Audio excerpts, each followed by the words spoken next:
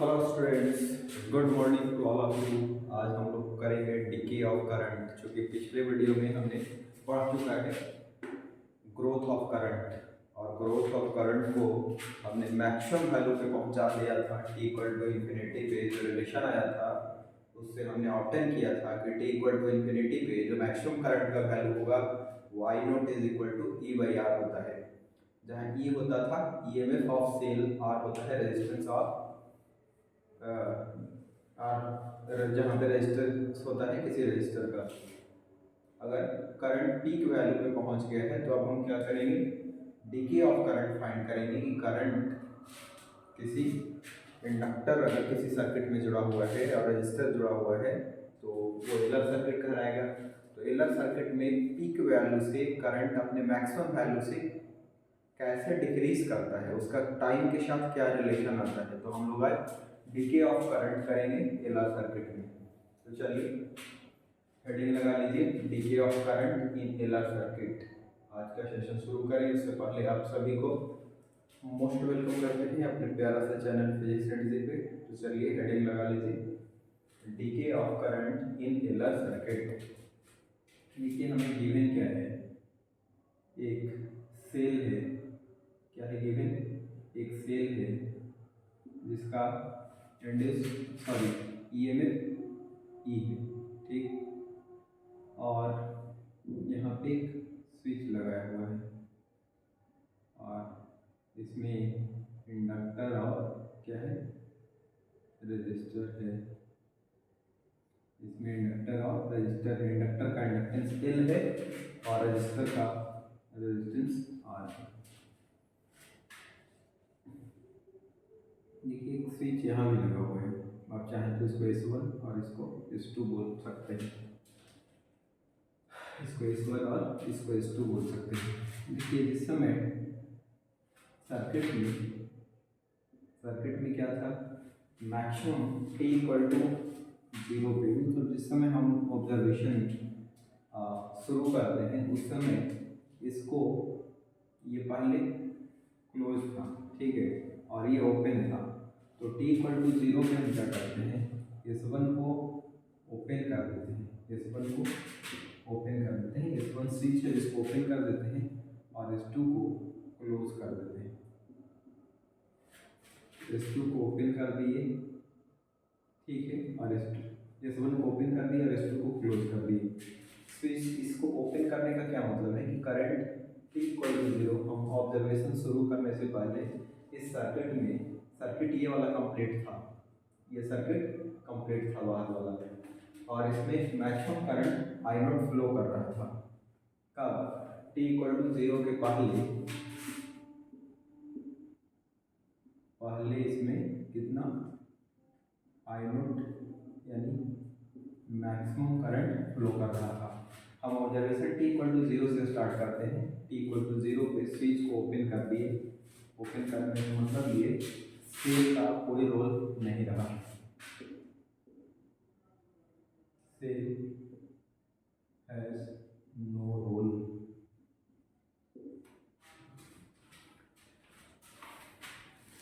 Cell का कोई role नहीं रहा। S2 को हम क्लोज करते हैं जिससे ये वाला सर्किट कंप्लीट होता है, नीचे वाला। जब नीचे वाला सर्किट कंप्लीट होगा तो देखिएगा कि जिस समय t इक्वल टू 0 पे इसमें maximum current I not flow कर रहा था, S1 को जैसे ही ओपन करिएगा और S2 को क्लोज करिएगा तो अब करंट इसमें रन करने लगेगा। जो करंट ऐसे दौड़ रहा था बड़ा वाला सर्किट में, वो अब क्या करेगा, इसमें रन करने लगेगा करंट। और ये करंट का वैल्यू जब इस सेल को आप मतलब इसको ओपन कर दिए तो सेल का कोई काम नहीं रहा, सेल मतलब कुछ कर नहीं पाएगा, ठीक है, क्योंकि अब क्लोज सर्किट नहीं है। तो इस केस में क्या होगा कि सर्किट का, इस बड़ा वाला सर्किट का करंट तुरंत डाइज करने का कोशिश करेगा। इसको जब ओपन करिएगा ना तो I naught dies to I note try to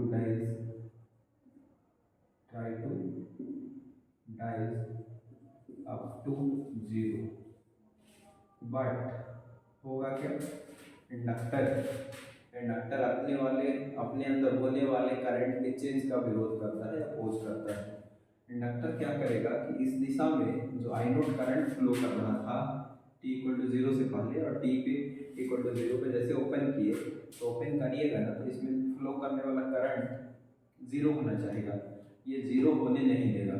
ठीक है, ये क्या करेगा, खुद एक ईएमएफ की तरह काम करने लगेगा, इसमें एक इंड्यूस्ड ईएमएफ हो जाएगा और ये डाई करने वाला करंट को सपोर्ट करने लगेगा। क्या करेगा, डाइस करने वाले करंट को सपोर्ट करने लगेगा। ठीक, तो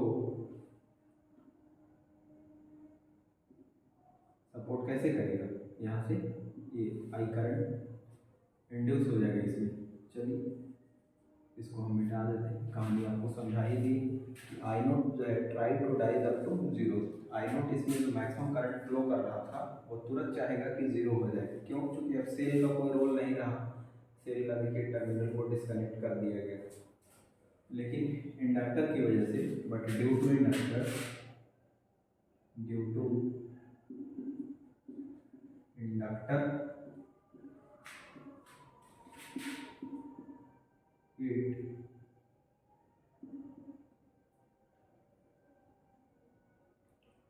will want dies to 0 instantly, ये तुरंत 0 नहीं होने देगा, मतलब धीरे धीरे 0 होगा। पहले आई नॉट था, उससे थोड़ा कम होगा, उससे थोड़ा कम होगा, उससे थोड़ा कम होगा, ठीक है, धीरे धीरे 0 होगा। तो अब देखिए इसमें करंट एक रन करने लगा, अब t equal to at any time t, हमने ये जूम किया कि सर्किट में आई करंट रन कर रहा है, कौन सा सर्किट में, ये छोटा वाला सर्किट में। ठीक, अब हम क्या चाहते हैं, इस सर्किट में KVL लगाना, किरचॉफ वोल्टेज लॉ, ये छोटे वाले सर्किट में, बड़ा वाला तो ओपन हो गया, तो इस बैटरी का कोई रोल नहीं रहा, ओपन बड़ा वाला सर्किट का कोई मीनिंग नहीं बचा, तो ये छोटे वाले सर्किट में हम KVL लगाएंगे। तो देखिए KVL अगर हम लगा रहे हैं छोटे वाले सर्किट में, तो यहाँ से ऐसे चल रहे हैं, तो करंट के डायरेक्शन में जो इंडक्टर में पोटेंशियल में जो चेंज होता है, पोटेंशियल ड्रॉप होता है, वो क्या होता है, हम कैसे चल रहे हैं ऐसे, मतलब इसमें हो जाएगा potential drop L minus L D A by D T, current के डायरेक्शन में जो पोटेंशियल का ड्रॉप होगा वो क्या हो जाएगा, L D A by D T. ठीक है, माइनस यहाँ पे देखिए इसमें आई करंट जा रहा है, आर इसका रेजिस्टेंस है, तो हो जाएगा आई इंटू आर, और इस सर्किट में और कोई सर्किट एलिमेंट नहीं है, इसलिए पोटेंशियल ड्रॉप इस टोटल सर्किट में KVL का आता है कि एक क्लोज सर्किट में जो पोटेंशियल ड्रॉप होता है वो 0 होता है, तो ये हो जाएगा।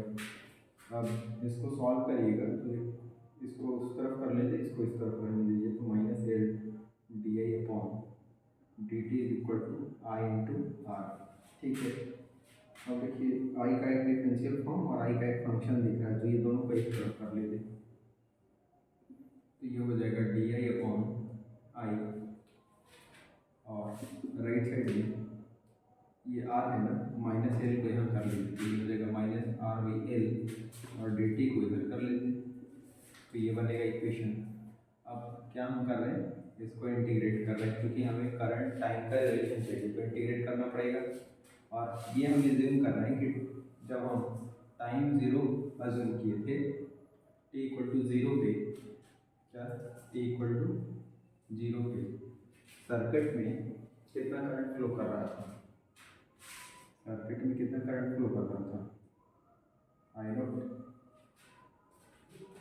और t इक्वल टू t पे सर्किट में करंट कितना हो जाएगा, आई,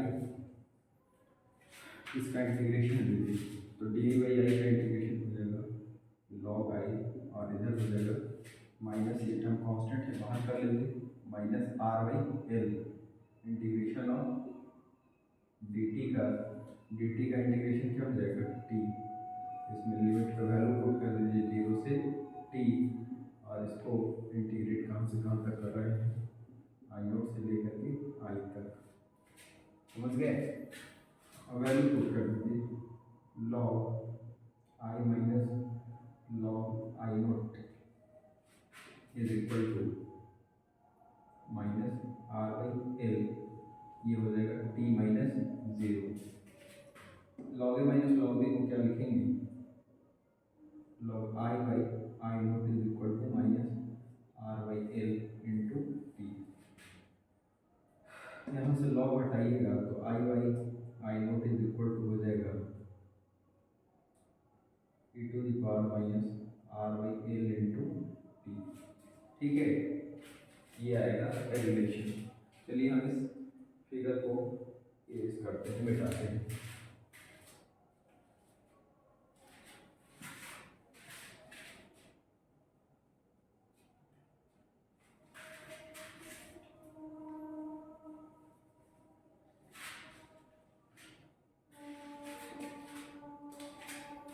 यहाँ से देखिए डियर स्टूडेंट्स क्या हो जाएगा इस रिलेशन से, I by I naught is equal to हमें मिला है e to the power minus R by L into t, ठीक, इसको इधर कर लेते हैं तो आई इज इक्वल टू हो जाएगा I naught into e to the power t by, इसको हम ऐसे भी तो लिख सकते हैं एल बाई आर, इसको नीचे कर लिए एल के आर को, और माइनस साइन है तो माइनस यहाँ पर लिख दीजिए। आप ध्यान से देखिए तो आपको रिलेशन मिला I is equal to I naught e to the power minus t upon tau, जहाँ टाउ के बारे में बताए थे ये टाइम कांस्टेंट है और इसका वैल्यू होता है, टाउ का वैल्यू क्या लिखें एल बाई आर, एक प्रकार का टाइम होता है इसलिए इसका यूनिट होना चाहिए, इसका ही यूनिट सेकंड होना चाहिए, ठीक है, क्योंकि यहाँ पे इसको डायमेंशन लेस होना है पावर को, तो टाइम सेकंड का ये टाइम का डायमेंशन, इसे भी टाइम का डायमेंशन होना चाहिए, इसीलिए इसका यूनिट सेकंड होगा। तो इस तरीके से हमें डाइंग करंट टाइम के साथ डाइंग करंट का रिलेशन मिलता है। अब देखिए अलग अलग टाइम पे हम टाइम करंट का वैल्यू फाइंड करेंगे, तो हम स्विच को जैसे ही क्लोज किए थे उस समय करंट का मैक्सिमम वैल्यू फ्लो कर रहा था, ठीक है, सेल वाला स्विच S1 को ओपन किए थे और S2 को प्लेस किए थे, उस समय सर्किट में बड़ा वाला सर्किट में आई नोट करंट फ्लो कर रहा था, T इक्वल टू 0 में आई नोट करंट। यहाँ पे देखिए जरा पुट करके देखते हैं तो ये हो जाएगा I into I naught e to the power t का वैल्यू यहाँ पे 0 पुट करिएगा तो ये पूरा 0 हो जाएगा और माइनस आगे लगा हुआ है जिसका कोई मतलब नहीं है, ई टू द पावर 0 और आई इज इक्वल टू हो जाएगा आई नोट, ठीक, मतलब बिल्कुल सही हमें इक्वेशन मिला है। ये time constant T equal to tau पे हम करंट का वैल्यू फाइंड करना चाह रहे हैं, तो I is equal to I naught e to the power,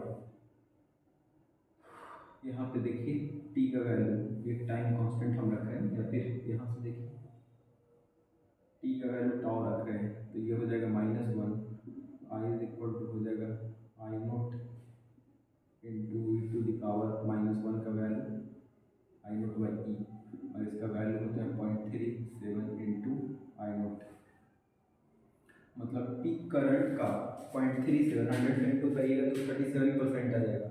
peak current का 37% करंट आने में जो टाइम लगता है उसको एक टाइम कांस्टेंट बोलते हैं। एक टाइम कांस्टेंट के बाद सर्किट में केवल 0.37% करंट फ्लो करेगा, और एक और टी इक्वल टू अगर हम इन्फिनिटी पुट कर लें तो हमें आई इज इक्वल टू क्या मिलेगा I naught into e to the power minus, यहाँ पे देखिए टी का वैल्यू इन्फिनिटी पुट करिए तो ये इन्फिनिटी बटे कोई छोटा नंबर माइनस इन्फिनिटी होगा, और ये हो जाएगा आपका I naught into 1/2 to the power infinity, 1/2 to the power infinity ये खुद एक इन्फिनिटी हो जाएगा, क्योंकि 2 का पावर इन्फिनिटी करिएगा ना एक बहुत बड़ा नंबर आएगा, इन्फिनिटी नहीं आएगा। तो 1/इन्फिनिटी का वैल्यू 0 और 0 इंटू आई नोट करिएगा तो 0। मतलब इनफाइनाइट टाइम पे सर्किट में करंट 0 होगा। तो जो करंट घट रहा था ना इस डायरेक्शन में, वो घटते घटते घटते घटते 0 कब होगा? इनफाइनाइट टाइम पे। जैसे सर्किट में देख रहे थे कि सर्किट में जो ग्रो करंट था वो 0 से पीक तक जाने में, आई नोट तक जाने में इनफाइनाइट टाइम ले रहा था, वही काम इसमें भी होगा इंडक्टर में कि 0 से पीक करंट तक, या सॉरी पीक करंट से 0 होने में इनफाइनाइट टाइम लेगा। ठीक, तो ये हो रहा है इंडक्टर की वजह से। किसके वजह से हो रहा है? इंडक्टर की वजह से। अगर ये 3 पॉइंट हमें मिला है, ये तीनों पॉइंट की हेल्प से हम इसका ग्राफ ड्रॉ करते हैं, करंट वर्सेस टाइम का। तो t इक्वल टू 0 पे हमें 0 करंट मिला है, तो एक पॉइंट तो हमें ये मिल गया। तो हम पीक करंट का वैल्यू दिया है कि आई नोट है, ठीक है। और ये कब फ्लो कर रहा था? t इक्वल टू 0 पे, t इक्वल टू 0 पे I naught, not t equal to 0 पे मैंने अभी बोला था कि 0 नहीं, पीक करंट फ्लो कर रहा था इतना, ठीक है।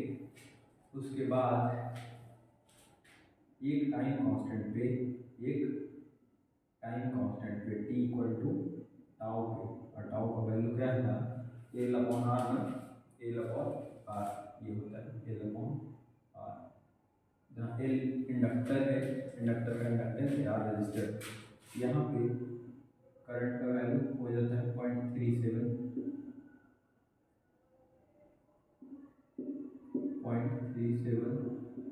आई नोट, ठीक है। और इनफाइनाइट टाइम पे करंट का वैल्यू घट करके 0 होता है, तो एक पॉइंट तो ये मिलता है, और t इक्वल टू 0 पे एक पॉइंट ये था। ये तीनों को मिला करके और इनफाइनाइट टाइम पे करंट 0 होता है। बहुत दूर जा करके करंट का वैल्यू जो है, बहुत ज़्यादा टाइम के बाद करंट का वैल्यू 0 होता है। तो ये इस तरीके से डिक्रीज होते होते होते होते इनफाइनाइट टाइम पे ये जो है इसमें टच कर जाएगा, टाइम वाला एक्सिस में कहाँ टच करेगा? इनफाइनाइट टाइम पे। तो यहाँ पे आपका ग्राफ इस तरीके से एक्सपोनेंशियल ग्राफ आएगा, ठीक है। इस तरीके से ये 37% एक टाइम कांस्टेंट के बाद करंट फ्लो कर रहा है। तो ये था DK of current, mutual inductance और ट्रांसफार्मर का कॉन्सेप्ट बच गया है, जो हम कोशिश करेंगे अगले क्लास में करवा दें। So thank you for watching the video. We will see again in the next session with new topic. Thank you.